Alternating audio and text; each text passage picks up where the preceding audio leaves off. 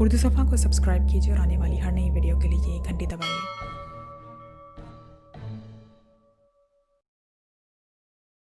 Boss, ये कैसे हो सकता है? एक आदमी या एक ग्रुप हेडक्वार्टर से कैसे टकरा सकता है? फिर उसे कैसे मालूम हो जाएगा कि हेडक्वार्टर कहाँ है? ओवर। चांग की हैरत से पुर आवाज सुनाई थी। No comments. ये हेडक्वार्टर का मसला है। तुम्हें जो अहकामात दिए जा रहे हैं तुमने उनकी तामील करनी है। ओवर। हेनरी का लहजा यकलख्त बेहद सर्द हो गया। ओ सर, सॉरी सर, वैसे सर अगर आप हुक्म दें तो मैं इसका खात्मा वहीं पाकिस्तान में ही कर सकता हूँ। मेरे लिए ये मामूली बात है। ओवर। चांग ने कहा, यह हालात पर मुनहसिर है। अगर तुम ये महसूस करो कि वो वहीं पाकिस्तान में मौजूद है और इसका इरादा हेडक्वार्टर से टकराने के लिए बाहर निकलने का नहीं है तो तुम्हें इजाज़त है कि तुम उसका वहीं खात्मा कर दो। लेकिन एक बात ख्याल रखे कि अगर इमरान को जरा भी शुबा हो गया कि तुम्हारा ताल्लुक शुगरान में BL के हेडक्वार्टर से है तो फिर शुगरान में सेंटर की तबाही यकीनी हो जाएगी, क्योंकि शुगरान और पाकिस्तान के दरमियान इंतहाई गहरे ताल्लुकात हैं और हेडक्वार्टर शुगरान जैसे अहम सेंटर को किसी सूरत में तबाह होने देना नहीं चाहता। ओवर। हेनरी ने जवाब दिया, मैं आपकी बात अच्छी तरह समझ गया सर, आप बेफिक्र रहे, मैं पूरी तरह मोहतात रहूंगा सर। ओवर। चांग ने जवाब दिया, ओके, तुमने रोजाना अपनी कारकर्दगी की हेडक्वार्टर को रिपोर्ट देनी है। और दूसरी बात ये कि काम इंतहाई मुख्तसर मुद्दत में मुकम्मल होना चाहिए, ज़्यादा से ज़्यादा 3 रोज़, इससे ज़्यादा नहीं। ओवर। हेनरी ने कहा, ठीक है सर, मैं आज ही पाकिस्तान पहुंच जाऊंगा और फिर काम चंद घंटों का है। ओवर। चांग ने कहा और हेनरी ने ओवर एंड ऑल कहकर मशीन के बटन ऑफ कर दिया और एक तवील सांस लेकर कुर्सी से उठ खड़ा हो गया। 2 ही सूरतें थी, या तो शुगरान सेंटर हाथ से गया या फिर इमरान खत्म हो गया। तीसरी सूरत उसकी नज़र में यही हो सकती थी कि चांग के वहां पहुंचने पर इमरान वहां से चल पड़ा हो।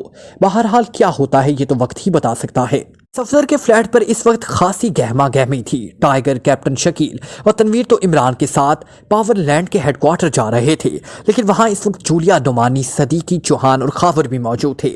मिस जूलिया, मैंने सुना है तुम हमारी अदम मौजूदगी में X2 बनी हुई हो। इमरान ने जानबूझकर X और 2 के साथ ही छोटी ये भी लगाकर उसे जबरदस्ती सखिया मोनस बनाते हुए कहा, XC2 वो क्या होती है?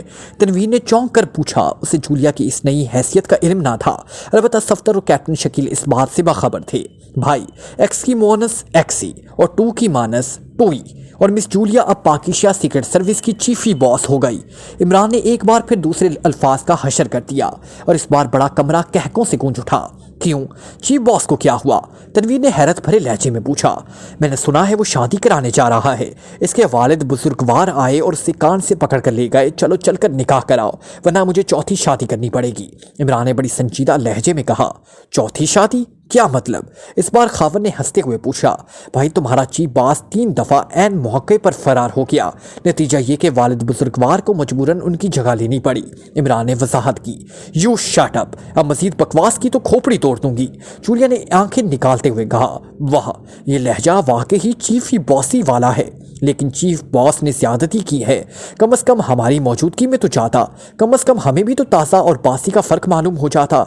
इमरान ने लसबासी को दूसरे मानी पहनाते हुए कहा और सब बेख्तियार हंस पड़े। फिर उससे पहले कि जूलिया कुछ कहती, टेलीफोन की घंटी बज उठी और जूलिया ने चौंक कर रिसीवर उठा लिया।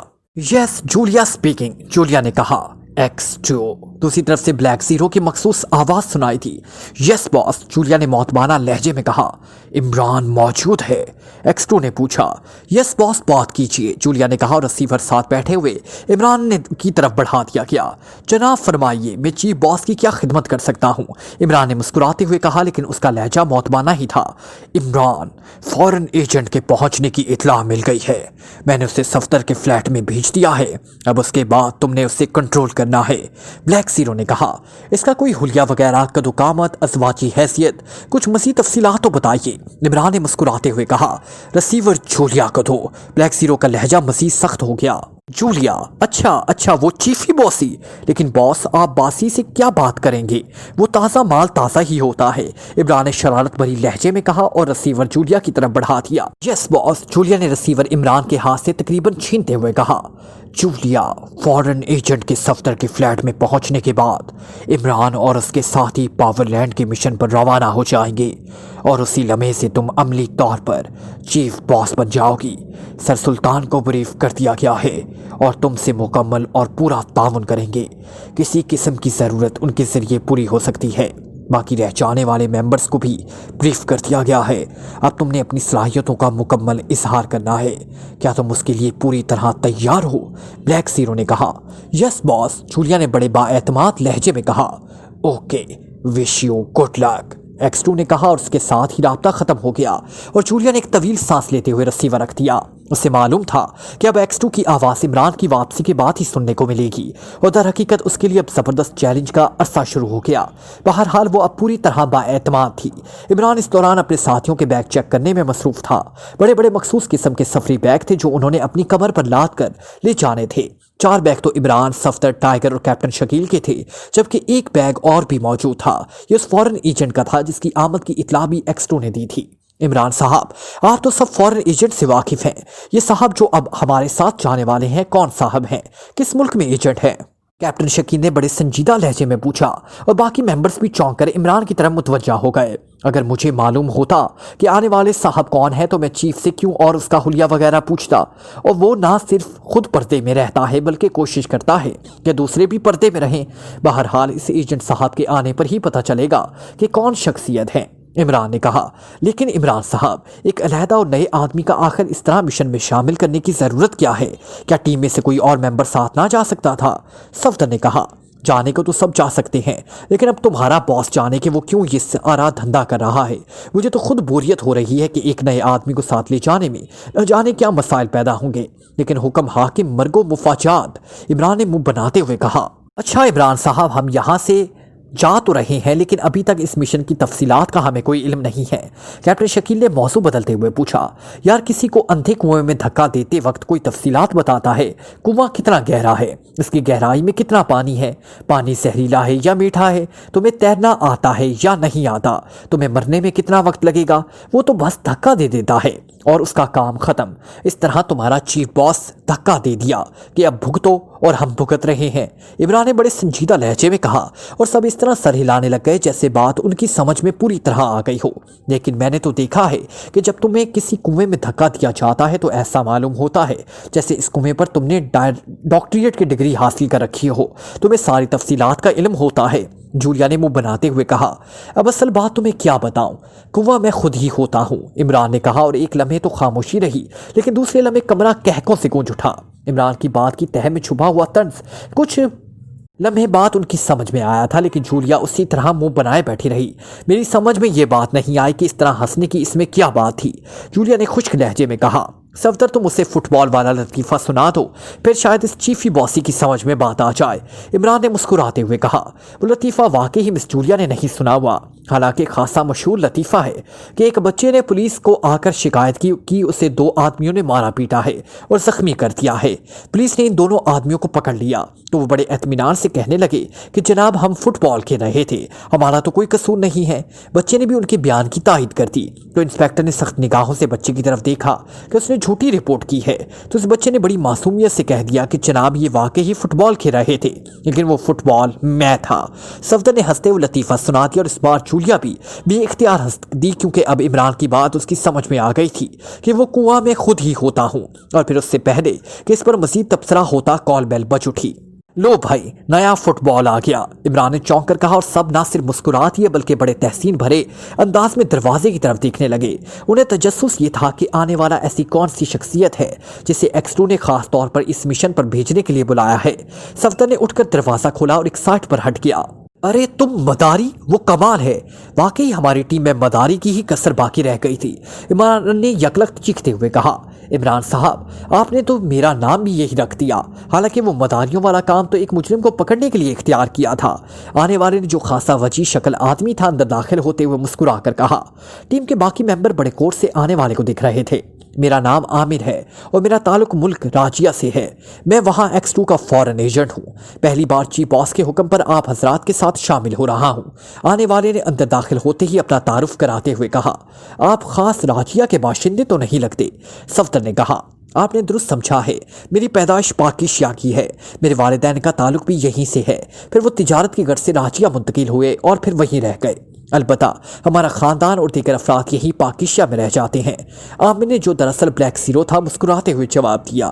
بھائی اصل تعارف میں کرا دیتا ہوں، یہ راجیہ کی ایک مشہور سرکس میں کام کرتے ہیں، وہی مداریوں والا، اس لیے بھائی مجھے تو ان کا یہی نام آتا ہے، مداری۔ البتہ آج ان کا بندر ساتھ نہیں ہے۔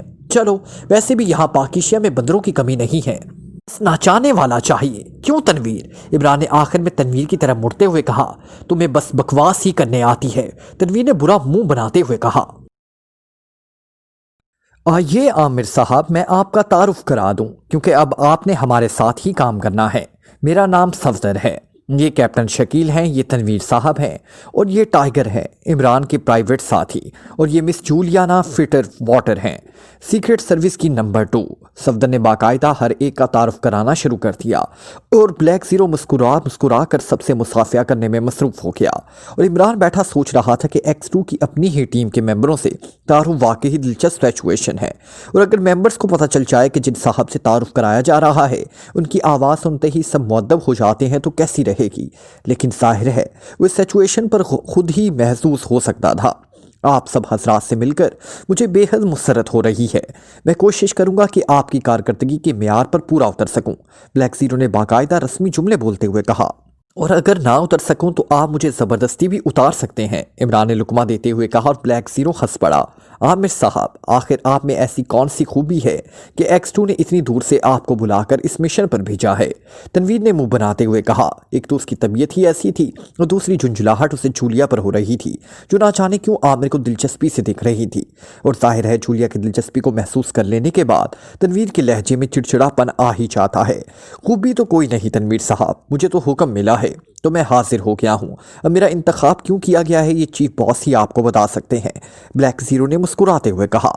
اچھا بھائی، اب تیاری کریں، بیچاری جولیا ہمارے جانے کا انتظار کر رہی ہے تاکہ جلد از جلد باقی ممبرز پر روب دھاڑ سکے۔ ویسے مجھے چوہان، صدیقی، خاور اور نوانی سے ہمدردی ہے، عورت کی حاکمیت کا اصل مزہ انہیں اب آئے گا جب یہ مجرموں کے پیچھے بھاگنے کی بجائے لپسٹک کے نئے شیڈ ڈھونڈتے پھریں گے، عمران نے کرسی سے اٹھتے ہوئے کہا، اور سب ایک بار پھر ہنس پڑے۔ عمران نے بیگ اٹھا کر بلیک زیرو کے حوالے کیا، اور پھر اس نے ان سب کو سمجھانا شروع کر دیا کہ کس طرح وہ اپنی پنڈلیوں میں موجود ٹرانسمٹ فیوز کو استعمال کریں گے۔ اچھا، خدا حافظ، عمران نے جولیا اور باقی ساتھیوں کی طرف دیکھتے ہوئے کہا، اور دوسرے لمحے اس نے جھک کر اپنی پنڈلی کے مخصوص حصے پر انگلی سے دباؤ ڈالا، اس کے ساتھ ہی جیسے اس کا وجود کمرے سے غائب ہو گیا۔ چیونگ نے کار ہوٹل کی پارکنگ میں روکی اور پھر دروازہ کھول کر نیچے اتر آیا۔ وہ اس وقت مقامی میک اپ میں تھا۔ کار لاک کر کے وہ تیز تیز قدم اٹھاتا مین گیٹ سے گزر کر ہوٹل کے ہال میں داخل ہوا۔ ہوٹل کے وسیع اور عریض ہال میں خاصی گہما گہمی تھی۔ چیانگ نے جیب سے اپنا کارڈ نکالا اور پاس کھڑے ایک سپروائزر کی طرف بڑھا دیا۔ تشریف لے آئیے جناب، سپروائزر نے معتمانہ انداز میں کہا، اور چیانگ سر ہلاتا ہوا اس کے پیچھے چلتا ہوا ایک راہداری سے گزر کر سیڑھیاں اتر کر نچلی منزل میں پہنچا۔ تشریف لے جائیے، باس آپ کے منتظر ہیں، سپروائزر نے کارڈ واپس چیانگ کے ہاتھ میں دیتے ہوئے سامنے بڑے دروازے کی طرف اشارہ کرتے ہوئے کہا، اور چیانگ نے سر ہلا دیا۔ سپروائزر کے واپس جانے کے بعد وہ دروازے کی طرف بڑھا، اور ابھی اس نے دروازے پر دستک دینے کے لیے ہاتھ لگایا ہی تھا کہ دروازے کے اوپر لگے ہوئے مائک سے ایک بھاری آواز سنائی دی، کم ان پلیز۔ اس کے ساتھ ہی دروازہ خود بخود کھلتا چلا گیا اور چیانگ طویل سانس لیتا ہوا اندر داخل ہوا۔ یہ خاصا بڑا کمرہ تھا جسے بہترین انداز میں سجایا گیا تھا۔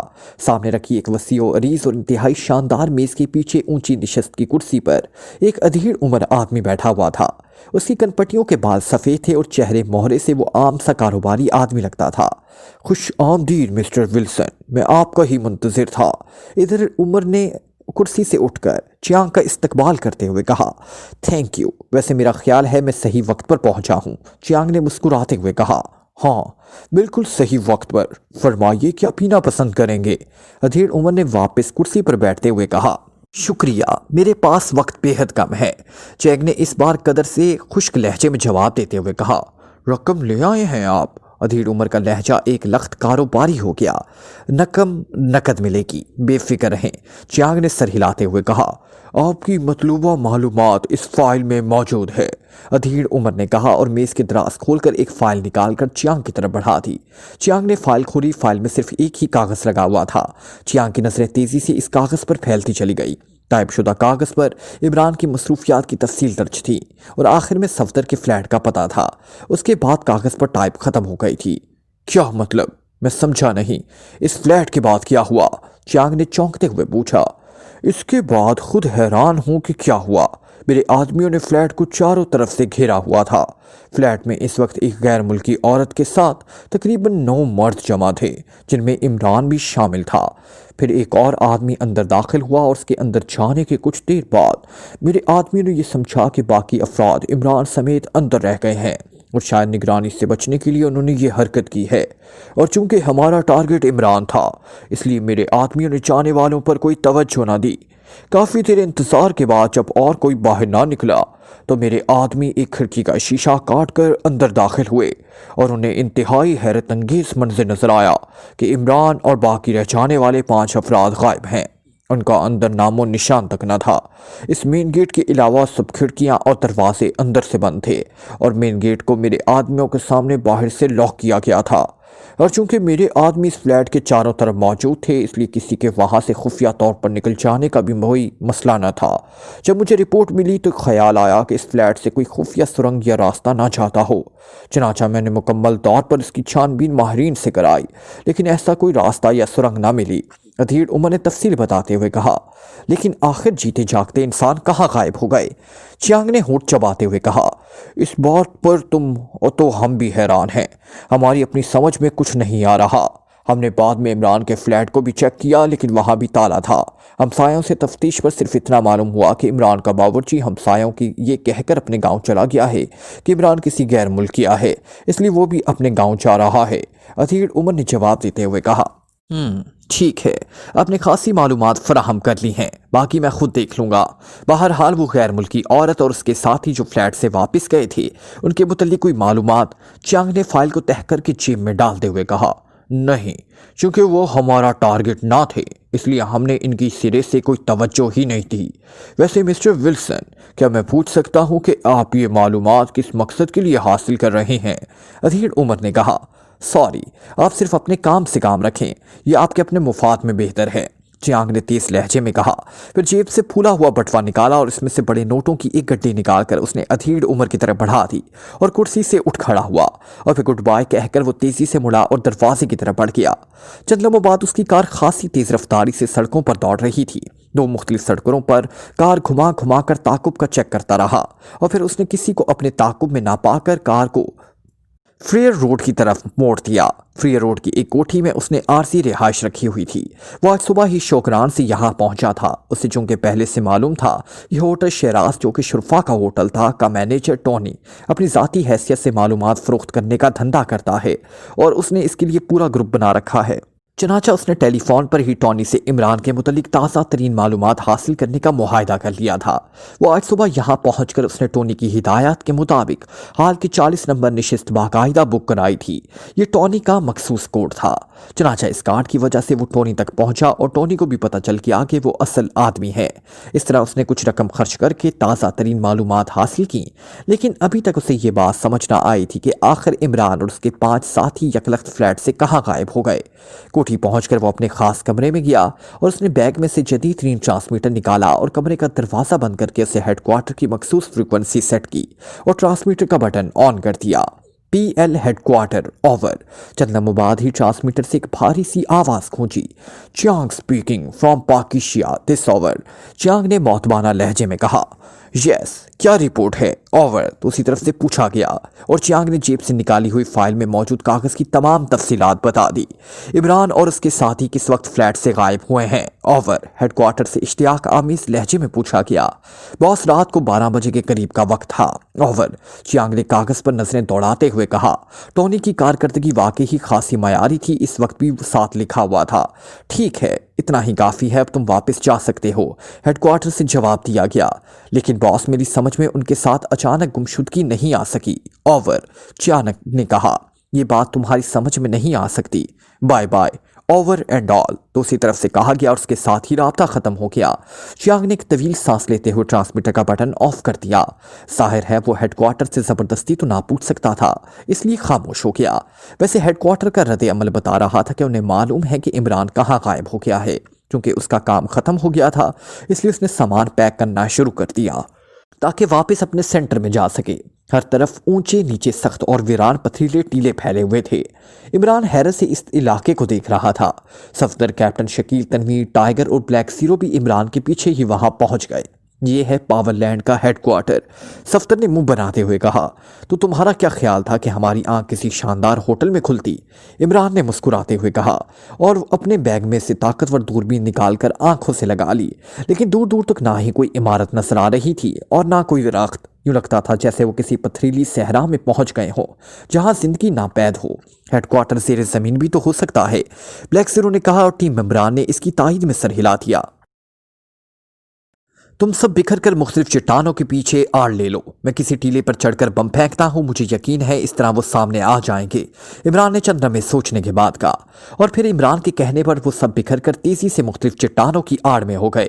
عمران جلدی سے ایک اونچے ٹیلے پر چڑھتا گیا اور پھر اس نے اپنے بیگ میں سے ایک چھوٹا مگر خاصا طاقتور دستی بم نکالا اور ہاتھ گھما کر اسے کافی فاصلے میں موجود ایک چٹان پر پھینک دیا۔ ایک خوفناک دھماکہ ہوا اور چٹان کے پرخچے اڑ گئے۔ عمران بھی بم پھینک کر ایک بڑے پتھر کی آڑ میں ہو گیا۔ وہ دراصل کسی نادیدہ طرف سے آنے والی گولی سے بچنا چاہتا تھا۔ بم کی دھماکے کے باوجود جب کافی دیر گزر گئی اور کوئی رد عمل سامنے نہ آیا تو عمران ایک بار پھر پتھر کی آڑ سے باہر نکلا۔ اس کے چہرے پر اس بار حقیقی حیرت موجود تھی۔ اس نے ایک بار پھر دوربین سے چاروں طرف کا جائزہ لیا، لیکن دور دور تک زندگی کے کوئی آثار نظر نہ آ رہے تھے۔ بس ہر طرف پتھریلی چٹانیں اور اونچے نیچے پتھریلے ٹیلے ہی نظر آ رہے تھے۔ اور پھر ایک طویل سانس لیتا ہوا وہ نیچے اترا۔ اسے نیچے اترتا دیکھ کر باقی ساتھی بھی چٹانوں کے پیچھے سے باہر نکل آئے۔ لگتا ہے ہم غلط جگہ پر آ گئے، عمران نے ہونٹ بھینچتے ہوئے کہا۔ غلط جگہ؟ وہ کس طرح؟ کیا یہ فیوز غلط ہے؟ کیپٹن شکیل نے کہا۔ فیوز بالکل درست ہے، میں نے ایک ایک فیوز کو خود چیک کیا تھا، لیکن یہاں تو ایسی خاموشی ہے جس سے زندگی ہی مفلوج ہو، عمران نے کہا۔ عمران صاحب آپ کی بات درست ہے، ہم واقعی غلط جگہ پر آ گئے ہیں، بلیک زیرو نے بڑے حتمی لہجے میں کہا اور عمران سمیت سب ممبرز چونک کر اسے دیکھنے لگے۔ تم اتنے یقین سے کیسے کہہ سکتے ہو؟ عمران نے کہا۔ ہم رات 12 بجے وہاں سے چلے تھے اور یہاں دن کے 12 بجے ہونے چاہیے تھے، لیکن آپ دیکھ رہے ہیں کہ سورج یہاں کافی ڈھل چکا ہے۔ سورج کو دیکھ کر اندازہ ہوتا ہے کہ یہاں سپہر کے 4 بجنے والے ہیں، بلیک زیرو نے وہ بات یاد رکھتے ہوئے کہا جو عمران نے اس سے خود دانش منزل میں بتائی تھی۔ او ہاں، واقعی اب واقعی بات واضح ہو گئی، ہم غلط جگہ پر آ گئے، عمران نے سورج کی طرف دیکھتے ہوئے کہا۔ لیکن مسٹر عامر، آپ کو کیسے علم ہوا کہ یہاں ہم 12 بجے پہنچیں گے؟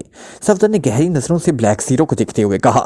مجھے ایکس 2 نے بریف کرتے ہوئے بتایا تھا کہ جس جگہ ہیڈ کوارٹر موجود ہے وہاں کے اور دارالحکومت میں پورے 12 گھنٹے کا فرق ہے، بلیک زیرو نے سادہ سے لہجے میں جواب دیا اور صفدر نے اس کے لہجے پر اطمینان کا اظہار کیا۔ اس کے دھن میں پیدا ہونے والی خلش بلیک زیرو کے سادہ لہجے نے دور کر دی تھی۔ اب میرے خیال میں ہمیں واپس جانا چاہیے، تنویر نے منہ بناتے ہوئے کہا۔ واپسی اتنی آسان نہیں ہے تنویر جتنی تم سمجھ رہے ہو، عمران نے سوچتے ہوئے جواب دیا۔ کیوں؟ کیا اس فیوز میں واپسی کا طریقہ نہیں ہے؟ تنویر نے چونک کر پوچھا۔ باقی افراد بھی عمران کے بات سن کر چونک پڑے، کیونکہ اب تک ان کا بھی یہی خیال تھا کہ جس طرح وہ یہاں پہنچے ہیں اس طرح واپس بھی پہنچ جائیں گے۔ نہیں، اگر تمہارے ذہنوں میں ایسا کوئی خیال ہے تو وہ نکال دو، بہتر یہی ہے کہ میں وضاحت کر دوں۔ اس ٹرانسمٹ فیوز کا سسٹم ایسا ہے کہ اس کے آن ہوتے ہی انسانی جسم مخصوص لہروں میں تبدیل ہو کر فضا میں پھیل جاتا ہے، اور جہاں اس کا ریسیور سیٹ ہوتا ہے وہاں یہ دوبارہ اکٹھا ہو کر مجسم ہو جاتا ہے۔ اگر وہ ریسیور سیٹ نہ ہو تو پھر یہ کسی صورت بھی دوبارہ جمع نہیں ہو سکتا۔ اس لیے مجھے ابھی تک یقین نہیں آ رہا کہ ہم غلط جگہ پر پہنچے ہیں، کیونکہ اگر یہاں ریسیور سیٹ موجود نہ ہوتا تو ہم یہاں مجسم نہ ہو سکتے تھے، اور چونکہ آٹومیٹک ٹرانسمٹ فیوز کا ریسیور صرف پاور لینڈ کا مین ریسیور سیٹ ہے، اس لیے ہمیں لازماً پاور لینڈ کے ہیڈ کوارٹر میں دوبارہ نمودار ہو جانا چاہیے تھا، لیکن وقت کے لحاظ سے اور علاقے کے لحاظ سے محسوس یہ ہو رہا ہے کہ ہم غلط جگہ پر پہنچ گئے ہیں۔ بہرحال اب واپسی اس طرح نہیں ہو سکتی، کیونکہ دارالحکومت میں ایسا کوئی ریسیور سیٹ نہیں ہے جو ہمیں وہاں اکٹھا کر دے۔ البتہ یہ ہو جائے گا کہ ہم ہمیشہ کے لیے فضا میں بکھر کر رہ جائیں، عمران نے وضاحت کرتے ہوئے کہا۔ لیکن عمران صاحب، پاور لینڈ کے افراد پاکیشیا کے کیسے پہنچ جاتے تھے؟ کیپٹن شکیل نے کہا۔ انہیں مخصوص فاصلے پر تھرو کیا جاتا تھا، یعنی جس طرح ہم گیند پھینکتے ہیں اور گیند کا وزن، ہوا کا دباؤ، رفتار اور بازو کی قوت مل کر گیند کو ایک مخصوص نشانے پر پہنچا دیتی ہے۔ اس طرح مین سیٹ سے اس آدمی کو مخصوص ٹارگٹ پر تھرو کیا جاتا ہے، لیکن واپسی صرف ریسیونگ سیٹ کے ذریعے ہوتی ہے، عمران نے کہا، اور سب کے چہرے لٹک گئے۔ تو پھر اب کیا ہوگا؟ تنویر نے بگڑے ہوئے لہجے میں کہا۔ یار، اتنی جلدی کیوں گھبرا گئے ہو؟ یہاں ہم پکنک منائیں گے، رمبا سمبانا ناچیں گے، عمران نے مسکراتے ہوئے جواب دیا۔ عمران صاحب، میرا خیال ہے ہمیں کسی سمت آگے بڑھنا چاہیے، ہو سکتا ہے ہم کس اندازے تک پہنچ جائیں، کیپٹن شکیل نے کہا، اور عمران نے سر ہلا دیا۔ हाँ ठीक है, हरकत में बरकत है, आओ, इमरान ने कहा और फिर वो सामने के रुख चल पड़ा। सब साथी उसके साथ साथ थे। ऊंचे नीचे पथरीले टीलों को छलांगते हुए वो आगे बढ़ जा रहे थे कि अचानक इमरान ठटक कर रुक गया। इसकी नजरें दूर उफक पर जमी हुई थी। सूरज अब गरूब होने वाला था। वो देखो, मुझे इधर अजीब सी रोशनी नजर आ रही है। यूं लग रहा है जैसे कुछ अफराद हाथों में टार्चें रोशन किए चल रहे हों, इमरान ने इशारा करते हुए कहा। और इन सब की नजरें इस जगह पर जम गई। वो चूंकि इस वक्त काफी ऊंचे टीले पर थे, इसलिए नीचे खासा अंधेरा था और इस अंधेरे में रोशनियां वाकई चल रही थी जैसे जुगनू उड़ रहे हों। हाँ, वाकई ये कुछ लोग हैं और शायद किसी को तलाश कर रहे हैं, ब्लैक सीरो ने कहा। मेरे ख्याल में ये इधर आ रहे हैं, उनका रुख हमारी तरफ है, सफ्तर ने कहा। उसी लम्हे इमरान को दूरबीन का ख्याल आ गया। उसने बैग में से दूरबीन निकाली और आंखों से लगा दी। ओह, वाकई ही 10 अफराद का ग्रुप है। उनके हाथ में टॉर्चें हैं, इमरान ने दूरबीन आंखों से लगाते हुए कहा। लेकिन अभी वो इन अफराद को देख ही रहा था कि अचानक आसमान पर एक जोरदार कड़ाका हुआ। वो सब चौंक कर आसमान की तरफ देखने लगे। आसमान पर सुर्ख रंग का एक नुक्ता तेजी से नीचे आ रहा था। गार में घुस जाओ, गार में, इमरान ने इस नक्शे को देखते हुए चीख कर कहा और उसके साथ ही उसने बिजली की सी तेजी से एक साइड पर मौजूद बड़े गार की तरफ छलांग लगाई। बाकी साथियों ने भी उसकी तकलीद की और वो बिजली से भी ज्यादा तेजी से इस गार के अंदर दौड़ते चले गए। गार खासी गहरी थी और इससे वो दौड़ते हुए गार के आखिरी सिरे तक पहुंच गए कि उन्हें गार के दहाने पर इंतहाई तेज रफ्तार सुर्ख रोशनी नजर आई। यूं लग रहा था जैसे तमाम चट्टानें यकरख्त चल उठी हों। सांस रोक लो, इमरान ने सरगोशियाना लहजे में कहा और इन सब ने सांस रोक लिया। रोशनी चंद लम्हे मौजूद रही, फिर गायब हो गई। इमरान ने तनवीर और ब्लैक सीरो को लड़खड़कते हुए देखा तो जल्दी से आगे बढ़कर उनके थैलों में मौजूद ऑक्सीजन गैस मास्क निकाले और उनके मुंह पर चढ़ा दिए। बाकी साथियों ने भी अपने अपने ऑक्सीजन मास्क निकाले और मुंह पर चढ़ा लिए। इमरान वैसे ही सांस रोके हुए था। चंद लम्हों बाद इमरान ने आहिस्ता से सांस लिया और फिर उसने दोबारा सांस रोककर जल्दी से अपने बैग से ऑक्सीजन मास्क निकाला और मुंह पर चढ़ा दिया। आहिस्ता से सांस लेने के बावजूद उसके जिस्म में चिंगारियां सी भरने लग गई थी और जहन चकराने लगा था। इसलिए उसने मुनासिब समझा कि खुद भी ऑक्सीजन मास्क लगा ले। ऑक्सीजन मास्क लगाने से सूरत हाल चंद लम्हों बाद मामूल पर आ गई तो इमरान उन्हें वहीं रुकने का इशारा करके गार के दहाने की तरफ खिसकता किया। गार के दहाने पर पहुंचकर उसने जरा सा सर बाहर निकाला तो इधर उधर का जायजा लिया, लेकिन वहां हर तरफ खामोशी तारी थी। इमरान गार से बाहर निकल आया। अब अंधेरा इन चट्टानों पर भी उतर आया था, लेकिन इतनी रोशनी बहरहाल मौजूद थी कि कुछ दूर तक देख सकता था। वो एक चट्टान पर चढ़ने लगा ही था कि यकलक ठटक ठटक कर नीचे रुक गया। उसे दूर से किसी गाड़ी की रोशनियां बत्तियां नजर आने लगी। ये बत्तियां उसी तरफ मौजूद थी जहां पहले वो टार्चों वाले अफराद मौजूद थे। बत्तियां तेजी से इधर ही आ रही थी जिधर इमरान मौजूद था। इमरान तेजी से खिसक कर नीचे उतरा और वापस गार में आ गया।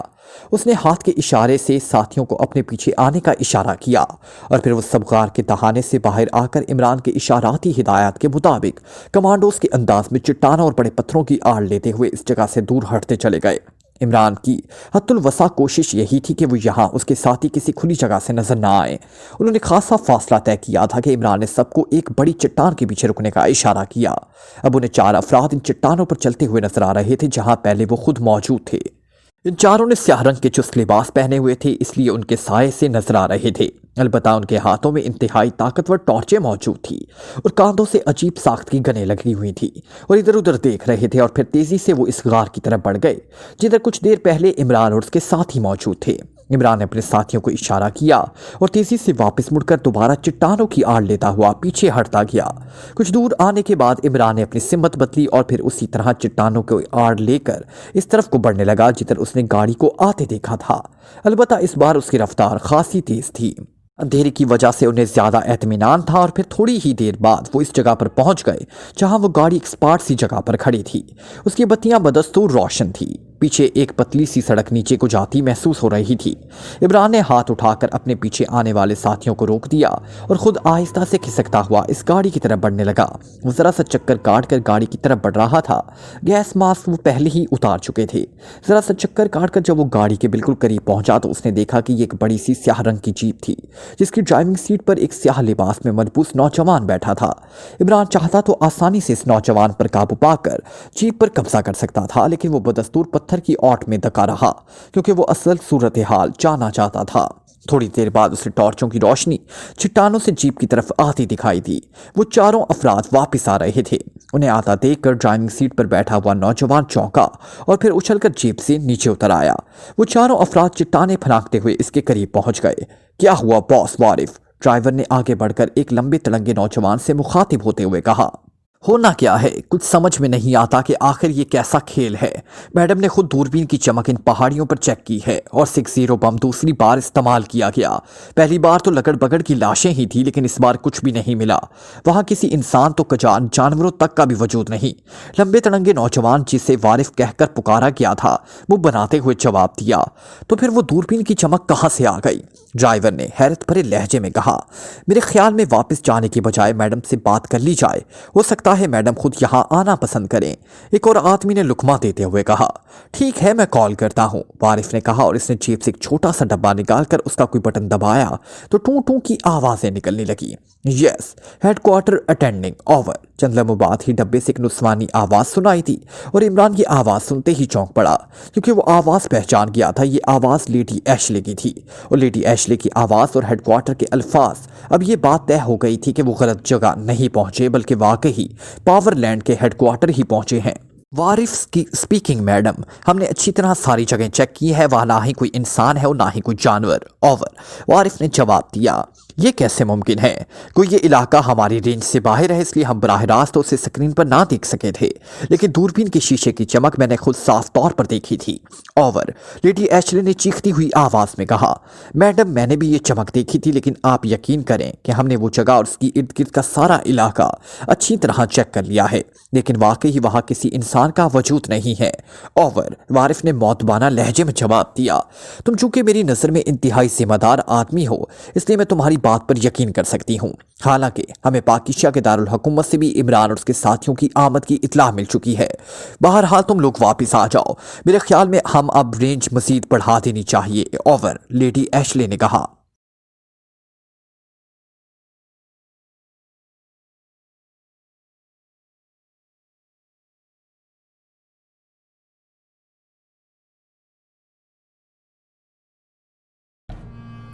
Like, comment, share, press the bell icon.